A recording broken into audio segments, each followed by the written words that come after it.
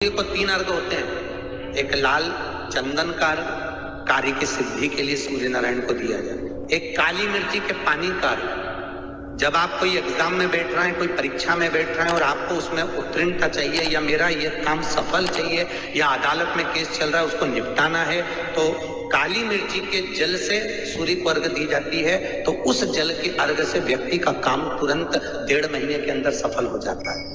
काली मिर्ची के अर्घ का इतना प्रमाण। तीसरे नंबर पर है बेलपत्री के जल का अर्घ, सूर्य को दिया जाता है। बेलपत्री के जल का अर्घ कौन देता है? जो बहुत बीमार पड़ा रहता है, जिसको कुछ ना कुछ शारीरिक कष्ट चलता रहे, कभी घुटना, कभी कमर, कभी पेट, कभी ब्लड प्रेशर, कभी शुगर, कुछ ना कुछ चलती रहे, तो वो लगातार 1 महीना बेलपत्री के पानी का अर्घ सूर्य को देता रहे, उसको रोग से निवारण हो जाता है। रोग से सूर्य अर्घ क्यों प्रधान? जैसे शंखों की प्रधानता को यूट्यूब पर सुन रहे हो और सावधानी से सुनना। तो जिनकी यहाँ संपदा की कमी होती है, वैभव की कमी होती है, लक्ष्मी की कमी होती है, प्रतिष्ठा की कमी होती है, धन की कमी होती है, उसके लिए गुड़, चावल, लाल फूल और लाल मिर्ची की 11 दाने पानी के कलश में तांबे के लोटे में लेकर हाथ को ऊंचा कर नेत्र, नासिका, वक्षस्थल की सम्मुख में जो सूर्य नारायण को अर्घ देता है, जल चढ़ाता है, पर जो सूर्य को अर्घ रविवार के दिन दे देता है, अगले रविवार तक पैसे की आवक आना प्रारंभ हो जाती है। महापुराण की कथा कहती है, जब हम सूर्य को अर्घ देते हैं, सूर्य को जल चढ़ाते हैं, वो पानी जब पृथ्वी पर गिरता है, उसके छींटे हमारे शरीर पर लगते हैं, तो वो श्रेष्ठता का भाव निर्मित करते हैं, वो गलत नहीं हो सकती। सुन रहे हो, जितने फेसबुक और यूट्यूब पर सुन रहे हो, और सावधानी से सुनना। और एक बात और ध्यान से सुन लेना, जिसको कैंसर जैसी बीमारी हो, लीवर किडनी की बीमारी हो, डायलिसिस चल रहा हो या बीपी ज्यादा ऊंचा नीचा हो रहा हो, तो रविवार के दिन जब सूर्य नारायण भगवान को अर्घ दो, रविवार के दिन जब सूर्य नारायण भगवान को अर्घ दो, और रविवार के दिन जब सूर्य नारायण भगवान को अर्घ दोगे, तो उसी तांबे के लोटे को धोना मत, रख देना, और उसी तांबे के लोटे को रविवार को सूर्य को अर्घ देकर वही तांबे के लोटे में फिर पानी भर लेना, और सोमवार के दिन उसी तांबे के लोटे से शंकर जी को जाकर जल चढ़ा देना, और उस पानी को लाकर थोड़ा सा आचमन कर लेना। बीपी और शुगर लेवल में आना प्रारंभ हो जाएगा। 2-4 हफ्ते कर देखो। सूर्य नारायण भगवान को रविवार के दिन पूजा जाता है। वैसे तो नियम से रोज जल चढ़ना चाहिए, पर अगर बीपी शुगर वाले हैं, आप रोज जल चढ़ा रहे हो, तो रविवार सोमवार का ध्यान कर लेना। रविवार को चढ़ाए तो सोमवार को शिव जी को चढ़ाए, उसी तांबे के उसी पात्र से। अब भजो उसको। अभी तो लोगों को यही नहीं मालूम था कि सूर्य नारायण भगवान को जल चढ़ाते हैं तो वो जल का जो पानी निकलता है, सूर्य की किरण पड़ती है तो शरीर के रोग ठीक कर देती है। अब लोगों को जरा पानी चढ़ाना चालू तो करने दो। हॉस्पिटल में कोई बीपी और शुगर वाला नहीं जाएगा, सब घर में ठीक हो जाएगा। करो तो। श्री शिवाय नमस्तुभ्यम, सब बोलिए एक बार जमकर, श्री शिवाय नमस्तुभ्यम। प्रैक्टिकल जरूर करना, कहीं सियोर वाला महाराज झूठ तो नहीं बोल रहा। शास्त्रों की बातें हमारे जीवन में हमें सुख प्रदान करे, इसलिए इस भाव का आनंद करते हुए आज की कथा को विराम देते हैं। वो खाने वाला जो पान खाता है, उसका पत्ता,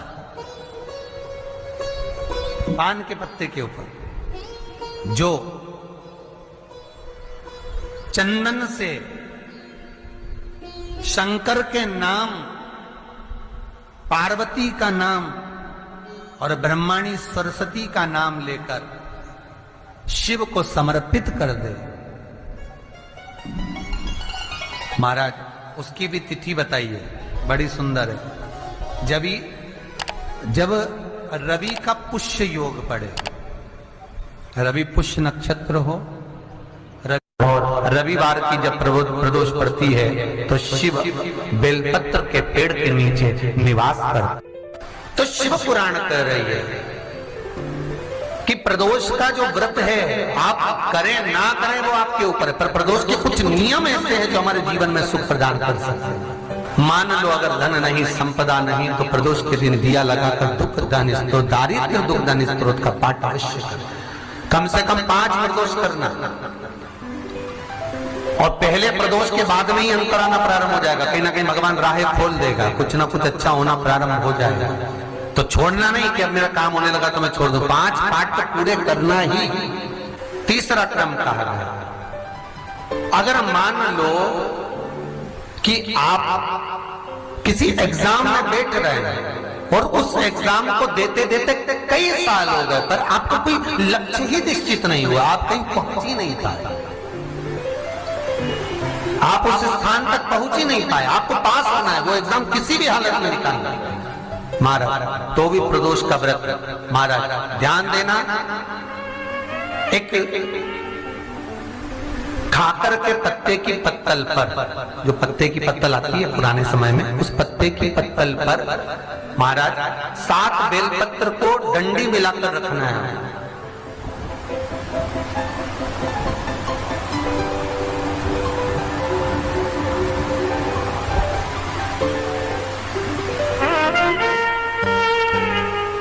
ये 7 बेलपत्र को डंडी का सिरा 7 का एक जगह पर होना चाहिए।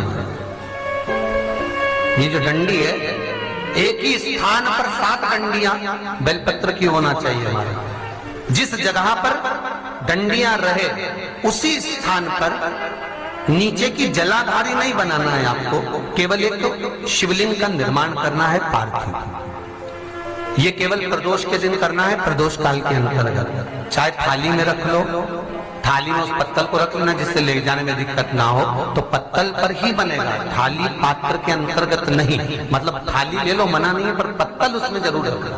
और कागज की पत्तल नहीं होना चाहिए, कागज की पत्तल या अन्य जो डिस्पोजल पत्तलें चल रही है हमारे मान्य नहीं है। पत्ते की पत्तल, उस पत्ते की पत्तल पर 7 बेलपत्र को इस तरह से डंडी से मिलाकर रख दिया जाए महाराज। उसके ऊपर एक शिवलिंग का निर्माण कर दिया जाए। शिवलिंग का निर्माण कर कर अपनी कामना कर कर प्रदोष काल के अंतर्गत 7 काली मिर्ची, 7 लौंग, 7 कमल गट्टे, 7 शमी पत्र शंकर भगवान को समर्पित कर दो। जल का छींटा देकर पूजन कर कर और घी का दिया लगाकर कुछ देर बैठकर श्री शिवाय नमस्तुभ्यम का जाप करिए।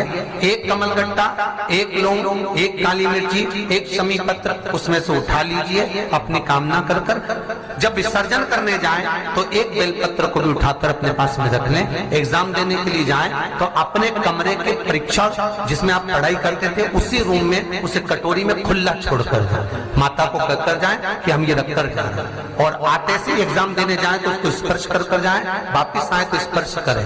ऐसी कोई परीक्षा नहीं हो सकती जिसमें से तुम निकल नहीं सकते। उत्तीर्ण हो गए ही, हार चुके हो तो एक प्रयास करिएगा, पर करना प्रदोष के दिन ही है संध्या।